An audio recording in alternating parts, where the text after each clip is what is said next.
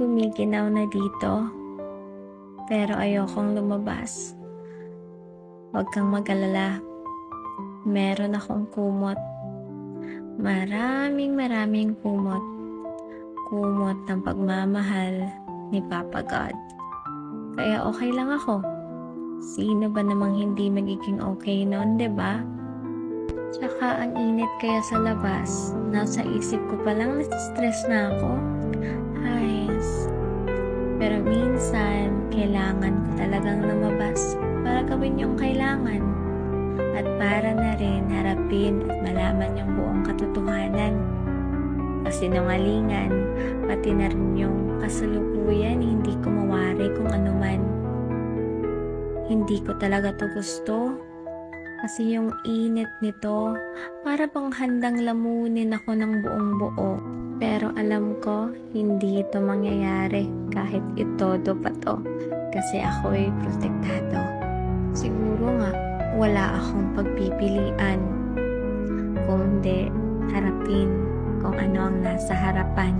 Pero kailangan laging handa, kaya magdala ng palangga upang di matablan kung sakali matamaan man sa mga binabatong nakakaligtaan na ilagan. May mga bagay talaga na sa malayo ang ganda. Sobrang ganda na minsan hindi ka panipaniwala. At sadyang nagkatotoo pa. Sabi ko pa noon, gusto ko dito na ako tumira.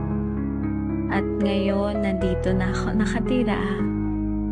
Ayun, tinusok ang puso ko ng nag-aapoy na mga kutsilyo. Masakit to. Pero, laging nandito. Kaya heto ako ngayon, umiilag. Hindi makatakbo. Pero, iniiwasan ko. Sinusubukan kong sagipin yung sarili ko sa lahat ng mga bala na palaging ako yung target. Pero ang ginaw dito, pero sa ngayon, dito muna ako matutulog, magpapalakas. Tama na muna ang laban, tama na muna ang galing-galingan, pati yung tapang-tapangan. Matutulog muna ako. Siguro, kailangan ko lang paghilumin lahat ng mga sukat na natamo ko at magpahinga hanggang maging okay ako. And this is Mary saying, God bless you.